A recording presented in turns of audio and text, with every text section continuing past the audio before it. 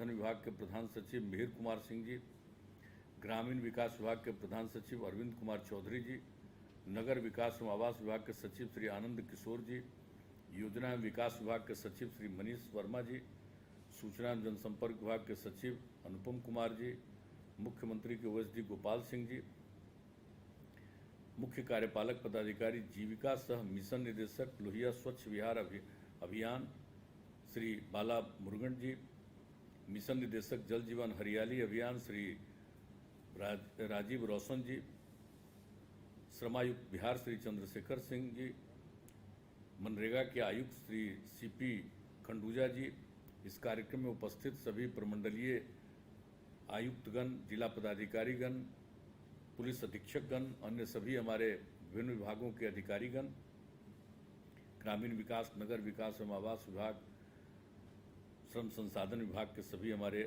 पदाधिकारी और अभियंतागण और इस कार्यक्रम से जुड़े हुए बहनों एवं भाइयों, मैं सबका अभिनंदन करता हूं इस कार्यक्रम में शामिल होने के लिए।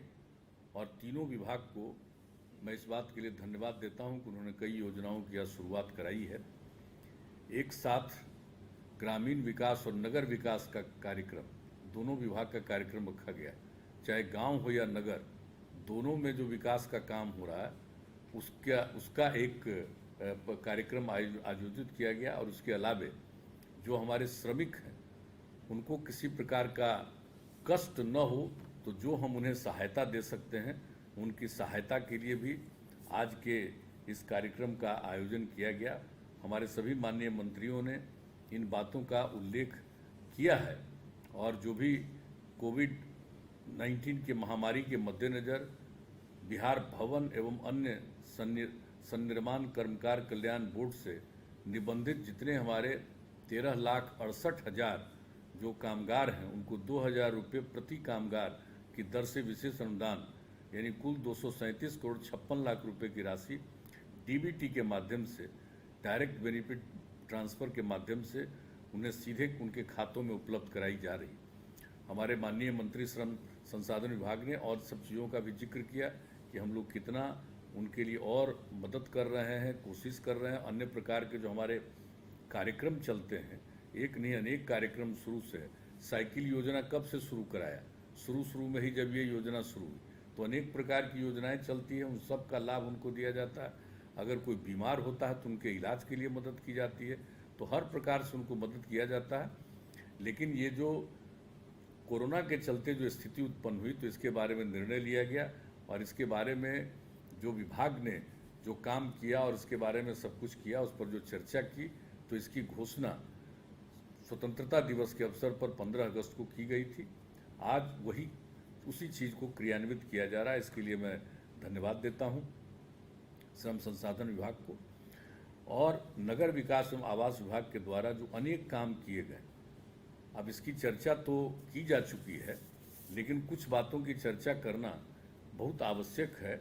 और जो काम आप लोगों ने किया है, खास करके जो बिहार शरीफ में integrated command and control centre की योजना का शिलान्यास कर रहे हैं, पटना में भी इसके लिए जो भवन का निर्माण हो रहा है उसका integrated command and control centre के भवन का शिलान्यास किया जा रहा है। 3 अन्य शहरों में, जिसका उल्लेख हमारे अभी माननीय मंत्री जी ने भी किया, 3 शहरों पटना, भागलपुर, मुजफ्फरपुर में integrated command and control centre की स्थापना हेतु बेल्ट्रॉन द्वारा समेकित रूप से कार्रवाई की जा रही और इनकी निविदा बेल्ट्रॉन द्वारा शीघ्र निकाली जा रही है।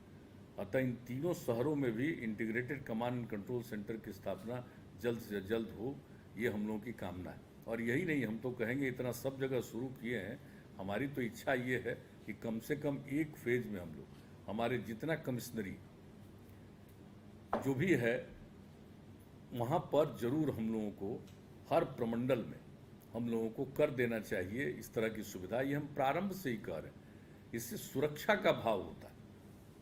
हर तरह की चीज़ों को हम लोग देखते हैं, कहीं कोई अग्नि की स्थिति हो गई, अग्निकांड हो गया, कहीं कोई किसी और प्रकार की घटना हुई, कहीं कोई दुर्घटना होती है, कहीं दूसरे प्रकार का कोई, अगर इसके अलावे ये तो कोई दुर्घटना की बात है, कोई अपराध भी हो गया, तो एक एक चीज़ पर जो नज़र रखने का सिस्टम है वो इसके माध्यम से नज़र रखा जा सकता है।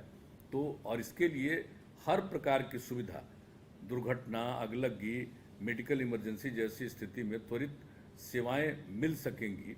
ये कोई मामूली बात नहीं है, ये बहुत बड़ी चीज़ है कि विभिन्न चौक चौराहों पर ट्रैफिक लाइट की स्थापना, आकस्मिक एम्बुलेंस सर्विसेज की स्थापना, आपका की उपलब्धता, आपदा प्रबंधन संबंधित सेवाएं, अग्निशमन सेवाएं जिसका हमने भी जिक्र किया, ये सब प्रकार का कुछ भी करना चाहेंगे इसको बहुत तेजी से और जल्दी से जल्दी लोगों ये सेवा कर सकते हैं। और लोगों को अगर किसी प्रकार की कठिनाई है तो उपयुक्त जगह पर वो उसकी सूचना दे सकते हैं और इसके लिए बहुत तेजी से इस काम को किया जा सकता है। इसलिए बहुत अच्छा काम है, इस काम के लिए मैं बधाई देता हूं।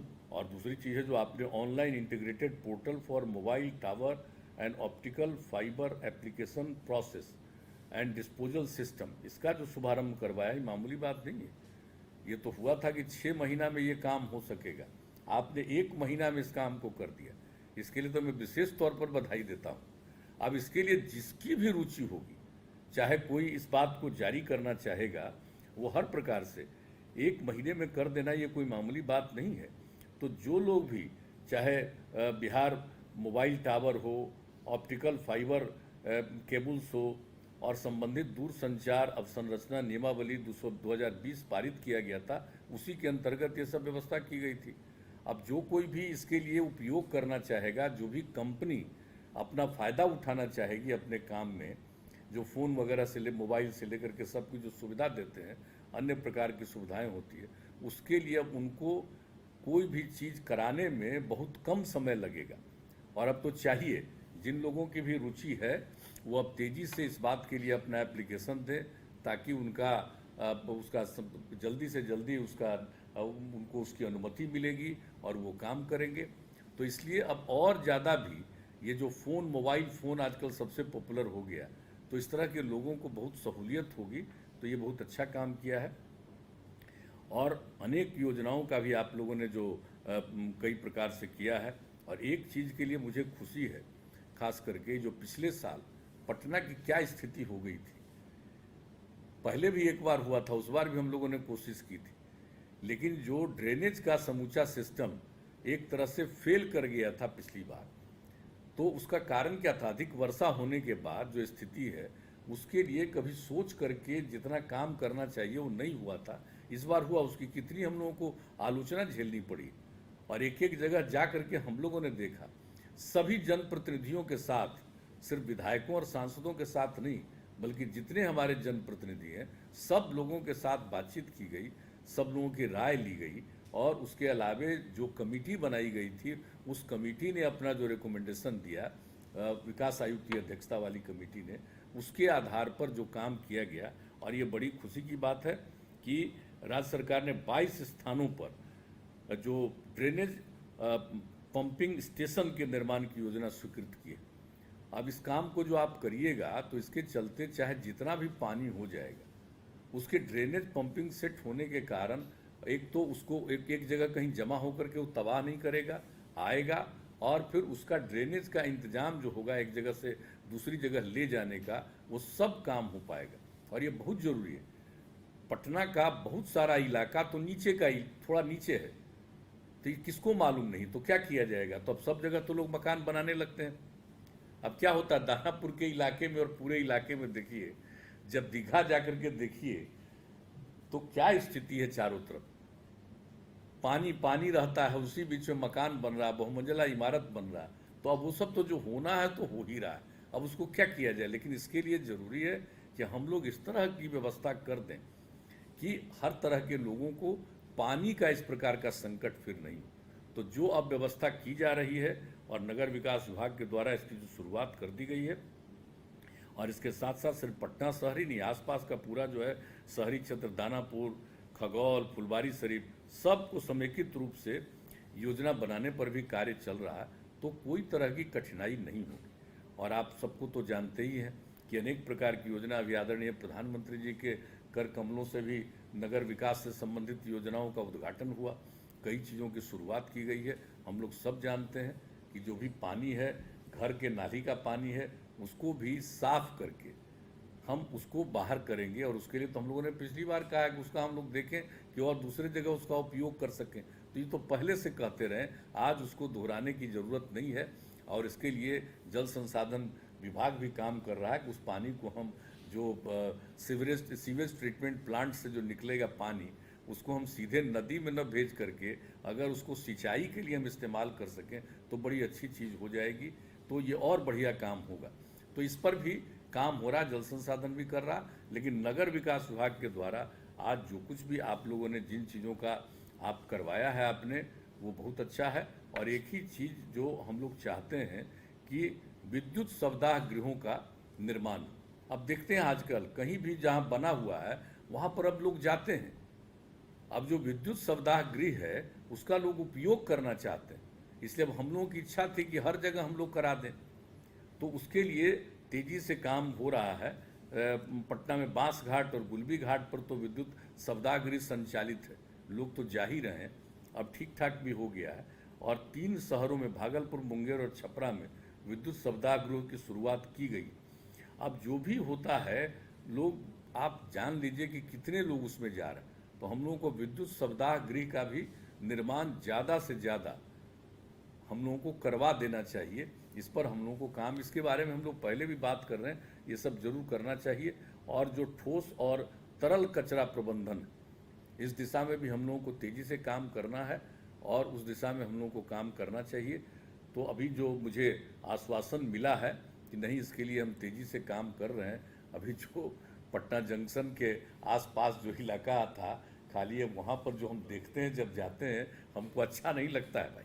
लेकिन आप लोगों ने कहा कि अब 15-20 दिन के अंदर हम लोग दूसरी जगह ले जाएंगे। 4 जगह इसके लिए आप लोग क्रिएट कर रहे हैं, उन सभी जगहों पर जाएगा, तो ये अच्छी बात होगी। तो इस काम को तेज़ी से हम लोगों को करना चाहिए। तो सब तरह की कोशिश तो की जा रही है, तो उसके लिए हम लोग पूरे तौर पर हम लोग करने की कोशिश कर रहे हैं। तो सभी तरह से, और इसमें जो नगर विकास विभाग में अब जितने संख्या में इंजीनियर्स की बहाली की गई, तो ये भी खुशी की बात है। अब इंजीनियर के बिना तो कुछ होगा नहीं। तो आपको इतना काम करवाना है, हर चीज़ का आकलन करना है, अध्ययन करना है, योजना बनाइएगा, उसको जल्दी से जल्दी लागू करना है। तो इसमें अभियंताओं की बहुत ज़रूरत है। तो अभियंताओं की भी नियुक्ति आप लोगों ने विभिन्न पदों पर 280 से अधिक अभियंताओं की नियुक्ति एवं पदस्थापना कर दिया है। और 455 कनीय अभियंता की नियुक्ति हेतु भी विभाग द्वारा आवश्यक कार्रवाई कर ली गई है। तो इससे खुशी की बात होगी, ताकि इंजीनियर्स मिल जाएंगे। अब जितना है, जितना भी हमारा जो नगर निकाय है, छोटा से लेकर के नगर परिषद हो, नगर निकाय हो, नगर निगम हो, विभिन्न स्तर पर जितनी आबादी है उस हिसाब से जो हर काम हम लोगों को करना है, तो उसमें इंजीनियर्स की तो ज़रूरत है। आपका जो इंजीनियर रहेगा वो उन जगहों पर काम करेगा। और उसके अलावे और सब जितनी भी योजनाएं जिसके लिए आपने सब काम किया है, ये बहुत अच्छा हो जाएगा। तो मुझे इन सब बातों की खुशी है कि अब आप लोग इस काम को करने जा रहे हैं, तो ये प्रसन्नता की बात है। और जो आज के कार्यक्रम में जो काम आप लोगों ने ग्रामीण विकास विभाग ने किया, ये खुशी की बात है। और ग्रामीण विकास विभाग को ही नोडल डिपार्टमेंट बनाया गया। सब जितना भी जल जीवन हरियाली मिशन के अंतर्गत काम है, तो उसको ये जिम्मेवारी दी गई। तो उस जिम्मेवारी को तो आपको निभाना ही है। लेकिन आज आपने अनेक जो योजनाओं का करवाया है, जल जीवन हरियाली अभियान के अंतर्गत जो मनरेगा के अंतर्गत जो काम किया गया, पूरा किया गया है। यानी 6097 तालाब, पोखर, आहर पईन का जीर्णोद्धार और निर्माण किया गया है। 85,233 सोख्तों का निर्माण, 1,701 चेक डैम का, और 1,328 सरकारी भवनों के ऊपर, छत के ऊपर जो रेन वाटर हार्वेस्टिंग का प्रबंध आप लोगों ने किया है। और इसके अलावे लोहिया स्वच्छ बिहार अभियान के अंतर्गत निर्मित 3,166 सामुदायिक स्वच्छता केंद्रों का आज आपने लोकार्पण कराया है। मुझे खुशी है कि इन सभी योजनाओं जो 347 करोड़ रुपए की लागत से हुआ, तो इसका क्रियान्वयन होगा तो बड़े पैमाने पर लोगों को लाभ होगा। और जो सामुदायिक स्वच्छता केंद्र, अब इसको तो हर हालत में मेंटेन करके रखना पड़ेगा।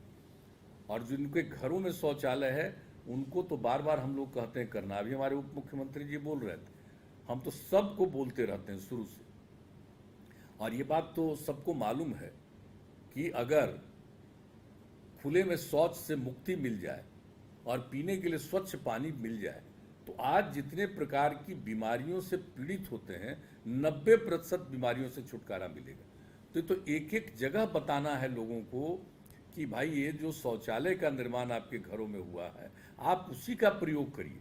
बहुत लोग हैं जिनको आनंद आता है खुले में जाते हैं और वहीं पर उनकी आदत है, तब घर में जो बंद वाला शौचालय में जाएंगे तो उनको पखाना ही नहीं होता।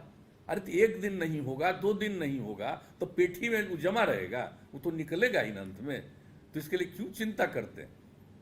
एक दिन 2 दिन आपको कष्ट होगा, लेकिन असली चीज है कि घर के शौचालय में ही, या जो गरीब लोग हैं जिनको अपना घर में जगह नहीं था तो इस तरह के शौचालयों का सामुदायिक स्तर पर भी जो प्रबंध किया गया है उसका प्रयोग करें। इससे मुक्ति मिलेगी बीमारियों से। और हम लोगों ने हर घर नल का जल पहुंचाने का जो कार्यक्रम चलाया है वो योजना तेजी से आगे 81% से ज़्यादा हो चुका है। अब कुछ ही जगह पर बाकी है, वो पूरा हो जाएगा। तो पीने का स्वच्छ पानी और खुले में शौच से मुक्ति, तो कई प्रकार की 90% की बीमारियों से मुक्ति मिलेगी। हम तो चाहते हैं कि भाई ये ग्रामीण विकास विभाग के द्वारा इस बात को तेजी से नीचे के स्तर पर प्रचारित किया जाए।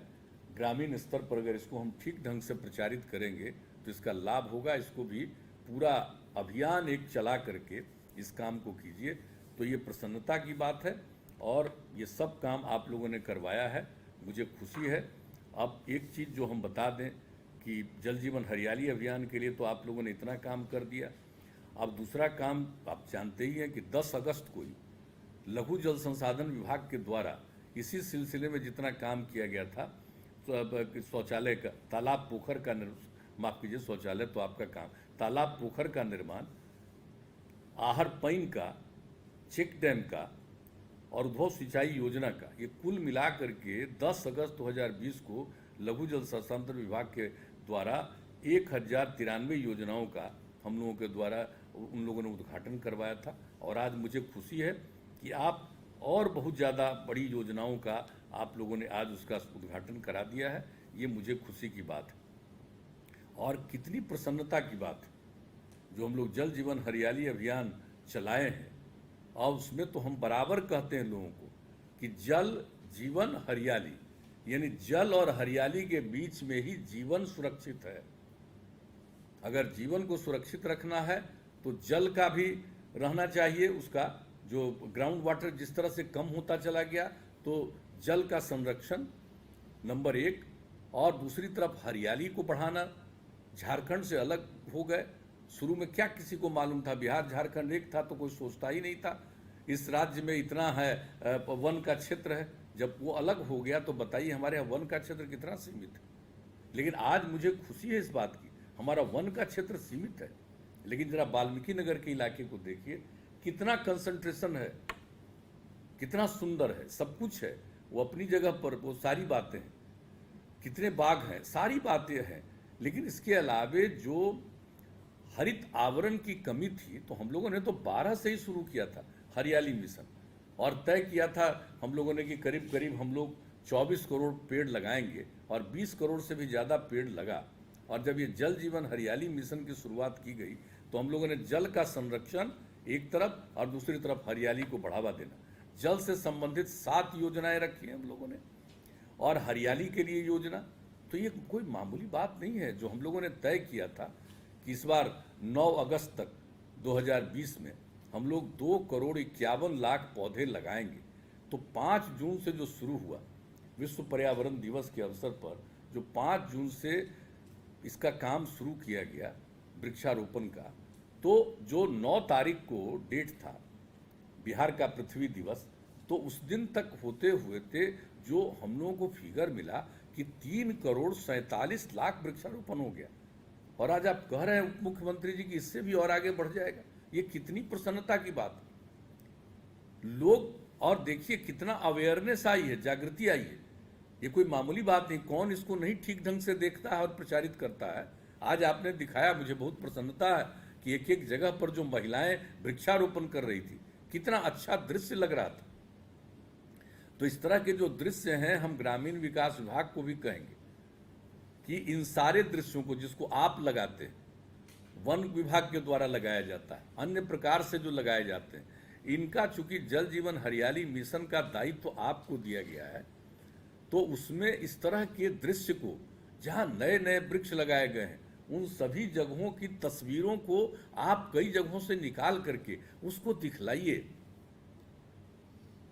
और आजकल तो सोशल मीडिया का प्रभाव बहुत है, आप उन सभी जगहों पर चलवाइए कि कितने वृक्षारोपण हुए, किस तरह से वृक्षारोपण का है, क्या लाभ है, और जो पेड़ लगाती महिलाएं हैं कितना इसका बड़ा इम्पैक्ट है।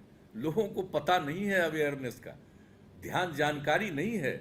और जो हम लोगों ने जल जीवन हरियाली मिशन जो पिछले साल इसके लिए हम लोगों ने बैठक की और 13 जुलाई को इसकी घोषणा की, जो संयुक्त बैठक रखी गई थी विधानसभा विधान परिषद के लोगों को बुला करके, और सब तरह के लोगों ने पार्टिसिपेट किया था। और जब जल जीवन हरियाली अभियान इसकी शुरुआत की गई और मिशन मोड में काम करने का हम लोगों ने निर्णय लिया, और इसके लिए हम लोगों ने 2400 करोड़ रुपए से भी ज़्यादा की योजना बनाई और ये सब काम जो शुरू किया गया है, तो ये तो कोई मामूली उपलब्धि नहीं है। और कितनी बड़ी बात है कि जब इस अभियान को हम लोगों ने चलाया तो कितनी बड़ी संख्या में सब जगह लोग भाग लिए, और जो उसके लिए हम लोगों ने मानव श्रृंखला 19 तारीख को तय की, 19 जनवरी के लिए, और कितनी बड़ी संख्या में 19 जनवरी को मानव श्रृंखला में लोग शामिल हुए। यानी 5 करोड़ 16 लाख से ज्यादा लोग, 18,000 किलोमीटर से लंबी मानव श्रृंखला, ये दुनिया में कहीं हुआ है?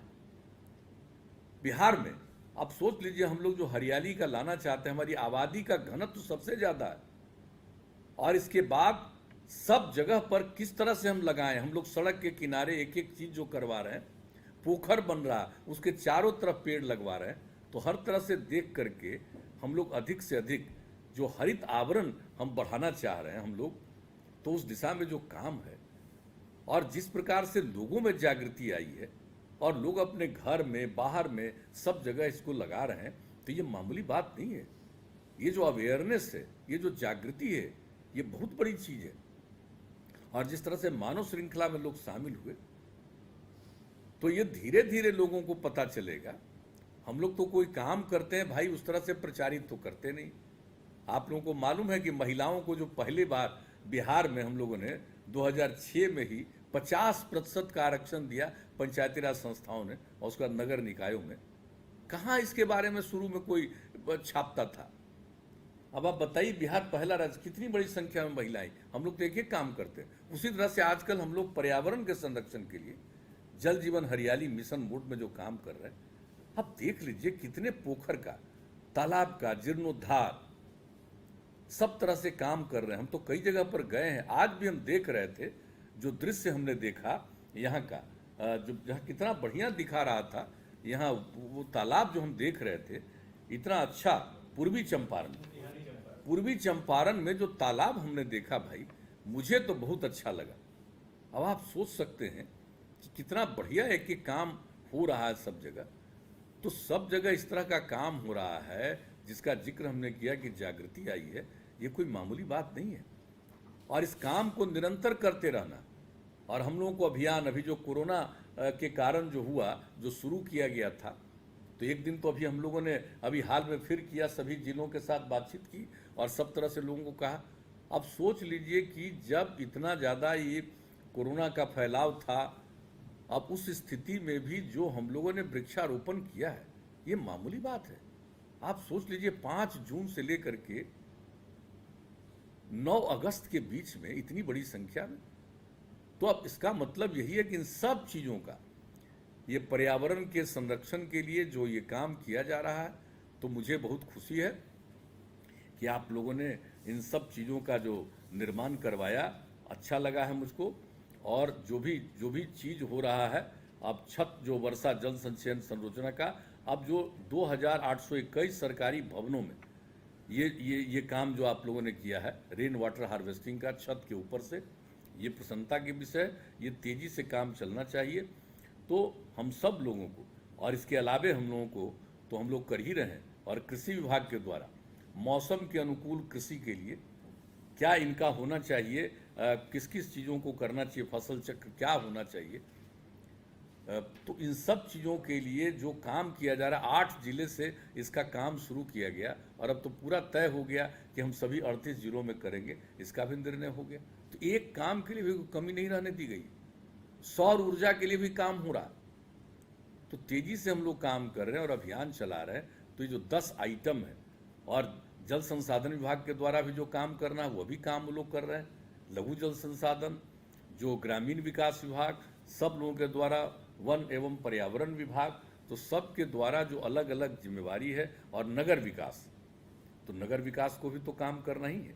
अब नगर की तो आबादी और बढ़ी रहती है, इतना अगल बगल में लोग मल्टी स्टोरीड बिल्डिंग रहता है, तो इसको देखते हुए अगर हम लोग अधिक से अधिक हर प्रकार से वृक्षारोपण का और लोगों को प्रेरित करेंगे कि भाई अपने छत पर भी कुछ करो, तो इस तरह से प्रेरित करेंगे तो चारों तरफ जो एक हरियाली का माहौल होगा वो कितना बढ़िया वातावरण होगा।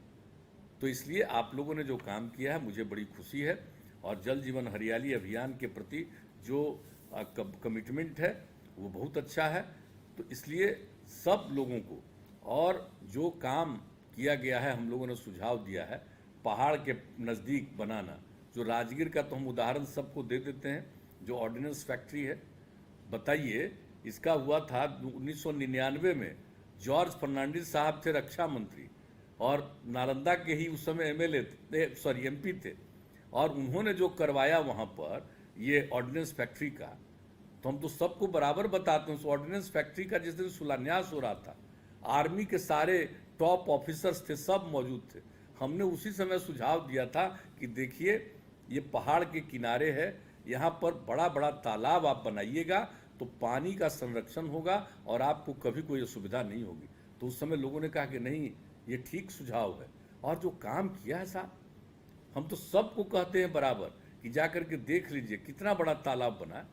और आप जान लीजिए कि ऑर्डिनेंस फैक्ट्री में, राजगीर में जितने बड़े बड़े तालाब बने, अब आप सोच लीजिए कि उस तालाब में इतना पानी है कि अगर 2 साल तक एक बूंद भी वर्षापात अगर नहीं हो तो भी उस फैक्ट्री को किसी प्रकार की कठिनाई नहीं आएगी, और उसमें काम करने वाले जितने लोग हैं उनको भी किसी तरह की दिक्कत नहीं आएगी। तो ये मामूली बात है। तो सब पहाड़ के नज़दीक भी बड़े बड़े तालाब बनाने का हम लोगों की योजना है, इस दिशा में काम हो रहा। तो आप जान लीजिए कि जो ग्राउंड वाटर है इसका बहुत अच्छे ढंग से मेंटेनेंस हो जाएगा, और साफ सफाई के लिए भी हम लोग ध्यान दे रहे हैं एक एक चीज़ का, ताकि स्वच्छ होना चाहिए।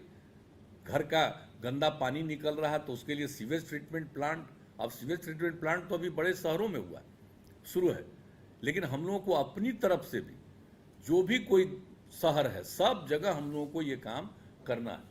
तो और जो कुछ भी, और 7 निश्चय के अंतर्गत जो हर घर नल का जल के अलावे हर घर तक पक्की गली और नाली का निर्माण का काम है, उसका भी जो पानी निकलेगा ये सोख्ता का अब बहुत बड़ा फायदा है। बहुत जगहों पर सोख्ता का उपयोग हो रहा है, और जहाँ सोख्ता का नहीं किया है वहाँ अन्य प्रकार से।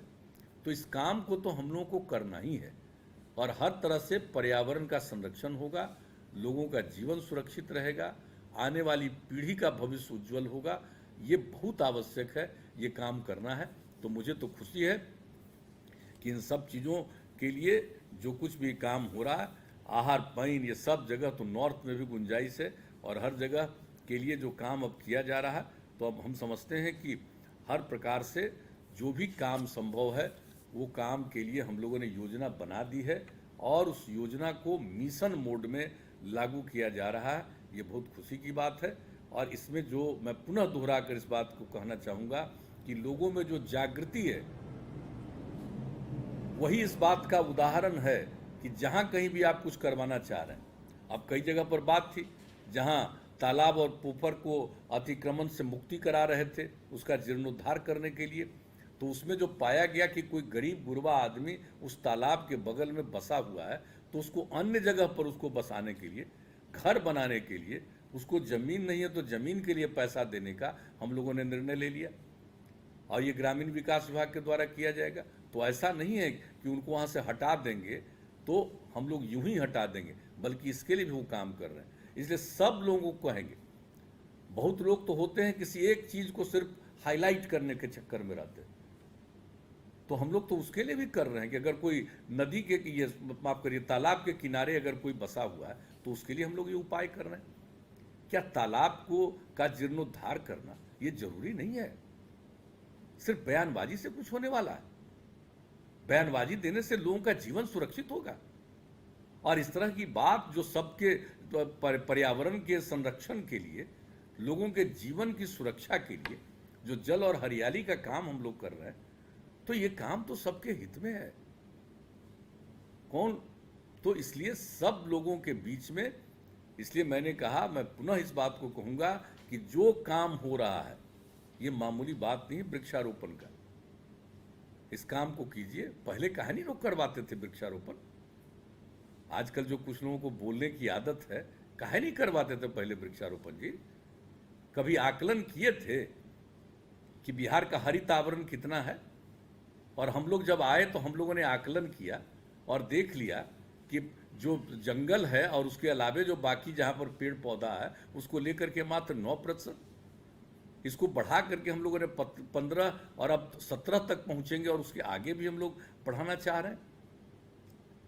जब इतना अधिक जो हम लोगों का जो आबादी का घनत्व है उसके बावजूद हम लोग करने की कोशिश कर रहे हैं और लोगों में जो अवेयरनेस आया, तो मुझे तो भाई इस बात का पूरा भरोसा है। इक्का दुक्का इधर उधर बोलने वाले लोग बोलते रहे, लेकिन अंतोगत्वा किसी को समझ है? इतनी बड़ी संख्या में मानव श्रृंखला में शामिल होना, महिलाओं का, सबका, तो अब इसको कौन रोक सकता है? तो मुझे तो पूरा भरोसा है।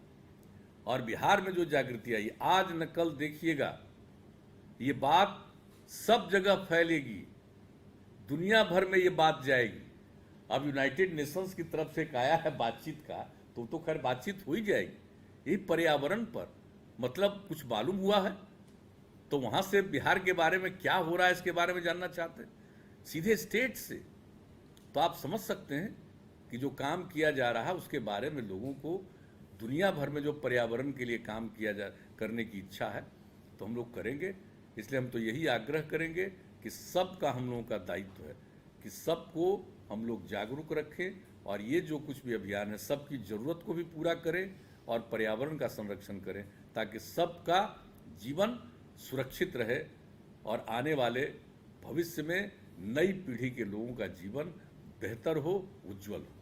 तो इन्हीं शब्दों के साथ आप सब लोगों ने जो इतनी योजनाओं का आज उद्घाटन और शिलान्यास करवाया है, इसलिए मैं आप सब लोगों को बधाई देता हूं।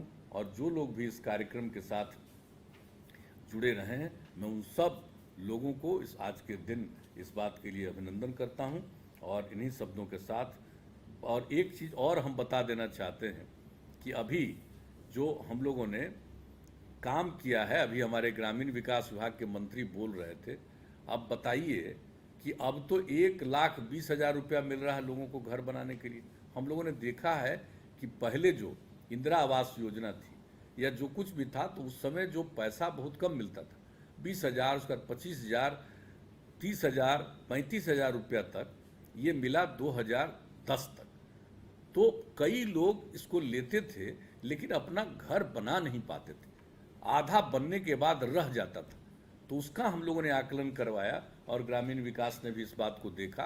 तो हम लोगों ने क्या तय किया और इसका हम लोगों ने निर्णय ले लिया कि 2010 के पहले, यानी 1 अप्रैल 2010 के पूर्व इंदिरा आवास योजना के तहत लाभार्थियों को जो मात्र 35,000 रुपया मिला था, और उसके पहले तो और कम ही मिलते थे, लेकिन जो अपने घर का निर्माण पूरा नहीं कर पाए, निर्माण करना शुरू किया लेकिन इतना कम पैसा था कि निर्माण पूरा नहीं कर पाए, ऐसे लोग जिनका घर पूरे तौर पर निर्मित नहीं हो पाया इंदिरा आवास योजना में, उनके लिए 2010 के पहले वालों को हम लोगों की सरकार ने निर्णय ले लिया कि 50,000 रुपया उस तरह के परिवार को हम देंगे। अब 50,000 रुपया मिलेगा तो अपने वो भवन का पूरा निर्माण, घर का पूरा निर्माण कर लेंगे और उसके साथ साथ शौचालय का निर्माण कर लेंगे। तो ये काम होने से सबको सहूलियत होगी। एक तो यही हम लोगों ने किया है, और खास करके ये लाभ हम अनुसूचित जाति यानी दलित, महादलित, आदिवासी और अति पिछड़े वर्ग के जो लोग हैं उनके लिए हम लोगों ने किया, क्योंकि अधिकतम इन्हीं वर्गों के लोग हैं जो इसका लाभ लेने के लिए, जिनके पास कुछ है नहीं, कोई उनके पास धन नहीं है कि वो अपना घर बना सकें, तो ये काम, तो इस काम के लिए हम लोगों ने किया है। और बाकी जो आवासविहीन परिवार जो हैं, जो प्रधानमंत्री आवास योजना से जो वंचित रह गए, उनको मुख्यमंत्री आवास योजना के अंतर्गत हम लोगों ने उनका घर बनाने के लिए 1,20,000 देने का जो निर्णय पहले से किया हुआ है। और उसके अलावे जिसको प्रधानमंत्री आवास योजना के अंतर्गत नाम है और उसको अगर घर बनाने के लिए जगह नहीं है, तो जगह खरीदने के लिए 60,000 रुपये का, और इस तरह के जो भी लोग जिनका नाम छूटा हुआ है मुख्यमंत्री ग्रामीण आवास योजना के अंतर्गत, हम लोग इसको हम लोग शामिल करने जा रहे हैं, उनको भी हम लोग 1,20,000 रुपया घर बनाने के लिए, और जिनके पास घर बनाने के लिए जगह नहीं है उनको जगह खरीदने के लिए 60,000 रुपये का भी हम लोग प्रावधान देंगे। और सबको मालूम है कि जो मुजफ्फरपुर के 5 जगह का जो एईएस से प्रभावित थे, अब वो 5 प्रखंड जो सबसे अधिक प्रभावित थे, उन सभी प्रखंडों के एक एक घर को देख करके सब के लिए घर बनवाया जा रहा। ये कोई साधारण बात है। और अब इसके अलावे भी तय कर दिया कि सिर्फ वही 5 नहीं, क्योंकि अधिकतम थे, अन्य प्रखंडों में भी जहां एईएस से लोग पीड़ित होते हैं, उन सभी जगहों का भी आकलन करके सब जगह हम लोग पूरे तौर पर बना देंगे, ताकि इससे मुक्ति मिल जाएगी भविष्य में। और खास करके गरीब परिवार के बच्चों के साथ ही ये संकट आता है। और इसके अलावे जो कुछ भी है, कोरोना महामारी के दौरान जो कुछ भी हुआ है, तो हर प्रकार से सरकारी कर्मियों को मदद तो जो भी किया ही गया है, लेकिन अब इस बार हम लोगों ने मदद करने के बारे में शुरू किया गया है कि पंचायती राज संस्थाओं, नगर निकाय के शिक्षकों के दर्ज पर मदरसों, अल्पसंख्यक विद्यालयों एवं संस्कृत विद्यालयों के शिक्षकों को ईपीएफ की सुविधा हम लोगों ने अपने जो शिक्षक हमारे थे पंचायती राज संस्थाओं में और दूसरा नगर निकायों में, उनके लिए जो हम लोगों ने इंतजाम कर दिया था, ईपीएफ का फैसिलिटी दिया था। और अगले साल यानी 1 अप्रैल के बाद से उनके तनख्वाह में 15,000 रुपये की, इसके लिए जो हम लोगों ने 15% की वेतन वृद्धि का हम लोगों ने निर्णय किया। अब वही लाभ हम लोग सारे जो मदरसा हैं, अल्पसंख्यक विद्यालय हैं, संस्कृत विद्यालय हैं, उनके भी शिक्षकों को भी ईपीएफ की सुविधा और 1 अप्रैल से वही 15% वेतन वृद्धि का लाभ देंगे। और इसके अलावे जो हमारे शिक्षक सेवक हैं, यानी जो टोला सेवक और तालीमी मरकज स्वयं सेवक जो पहले थे, दोनों प्रकार के लोगों को जो 20,000 10,000 है करीब करीब मिला करके, तो इनको भी 1,000 रुपये की बढ़ोतरी का हम लोगों ने निर्णय लिया है। इसके अलावे विद्यालयों में काम कर रहे रसोइयों को, जो रसोइयाँ काम करती हैं, उनके मानदेय में भी 150 रुपया बढ़ाने का हम लोगों ने कल निर्णय ले लिया। आंगनवाड़ी सेविका के मानदेय में 300 रुपये, मिनी आंगनवाड़ी की सेविकाओं के लिए 230 रुपये, की सेविकाओं के लिए 230 रुपये और सहायिका के मानदेय में 150 रुपये की बढ़ोतरी की गई। यानी आंगनवाड़ी सेविका के मानदेय में 300 रुपया, मिनी आंगनवाड़ी की सेविकाओं को 230 रुपया और सहायिका के मानदेय में 150 रुपये की बढ़ोतरी करने का हम लोगों ने निर्णय ले लिया है और कैबिनेट का फैसला भी हो गया है। विकास मित्रों को, जो विकास मित्र हैं, जो खास करके महादलित समुदाय के लिए हम लोगों ने शुरू किया था कि उनमें अवेयरनेस लाना और एक एक चीज़ के बारे में सरकार की योजनाएं हैं उसका लाभ उन तक पहुंचाया जाए, जिसके लिए विकास मित्र करीब करीब 10,000 के करीब हैं। तो इनके लिए भी हम लोगों ने विकास मित्रों के मानदेय में 1,200 रुपये की बढ़ोतरी की है। और जो किसान सलाहकार के मानदेय में भी 1,000 रुपया बढ़ाया गया। तो इतना लाभ हम सब लोगों को दे रहे हैं। तो भाई हम लोग सबके हित में काम करने की कोशिश करते हैं। तो आज जो ये कोरोना के चलते आर्थिक संकट आया है, तो इस आर्थिक संकट के बावजूद हम लोगों ने इन सब चीज़ों को सोचा और 1 अप्रैल 2021 से ये सब लाभ सब लोगों को हम लोग दे देंगे, इसका भी निर्णय ले लिया। तो इस प्रकार से सबके हित में हम लोग काम करते हैं और एक ही हमारी प्रार्थना है सब लोगों से, हम लोग सबके लिए जो संभव है वो हम काम करते हैं। लेकिन हम यही कहेंगे कि जरूर आपस में प्रेम का भाईचारे का और सद्भावना का माहौल रखना चाहिए। झगड़ा नहीं करना चाहिए आपस में, और कोई इस तरह की बात करे उसको समझाने की कोशिश करनी चाहिए। ये हम सब लोगों का दायित्व है। तब जब समाज में प्रेम का, भाईचारे का और सद्भावना का माहौल रहेगा तो और तेज़ी से चलेगा। और हम लोगों को इतने दिनों से बिहार के लोगों ने अवसर दिया है काम करने का, हम लोगों ने कोशिश की है, जो एक सद्भावना का माहौल कायम रखा, सांप्रदायिक सद्भाव का माहौल कायम किया है। हम लोगों ने हर प्रकार से हम लोगों ने कोशिश की है, और सबकी खिदमत और सबकी सेवा और किसी की उपेक्षा हम लोग नहीं करते, सबके हित में काम करते हैं। तो सब लोगों से यही आग्रह करेंगे कि प्रेम का, भाईचारे का, सद्भावना का माहौल तो जरूर कायम रखिए। और दूसरी बात, जो सबसे बड़ी बात है, वह पर्यावरण के प्रति लोगों को जागरूक बनाइए, सफाई के बारे में लोगों को प्रेरित करिए, और पर्यावरण के को ध्यान में रख करके जो हम लोग काम कर रहे हैं उसमें सब लोगों की भागीदारी पूरे तौर पर हो, हम तो यही चाहते हैं। तो इन्हीं शब्दों के साथ मैं पुनः आप सब लोगों को हृदय से धन्यवाद देते हुए मैं अपनी बात को समाप्त करता हूँ। बहुत बहुत धन्यवाद।